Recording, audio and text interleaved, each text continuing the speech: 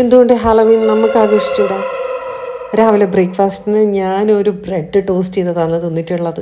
അതിനുശേഷം 2 spooky ice തിന്നു. എത്ര പേര് ഹാലോവീൻ ആഘോഷിക്കലുണ്ടെന്ന് കമൻറ്റ് ചെയ്യാൻ മറക്കല്ലേ.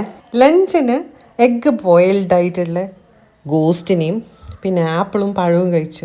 നൈറ്റിലും ഗോസ്റ്റിനെയാണ് തിന്നുന്നത്. പിന്നെ ബ്രെഡും ടോസ്റ്റ് ചെയ്തെടുത്തിട്ടുണ്ട്. 1 ഗ്ലാസ് റെഡ് കളർ ഡ്രിങ്കും. അപ്പോൾ അത്രയേ ഉള്ളൂ. നമുക്ക് നെക്സ്റ്റ് വീഡിയോയിൽ കാണാം.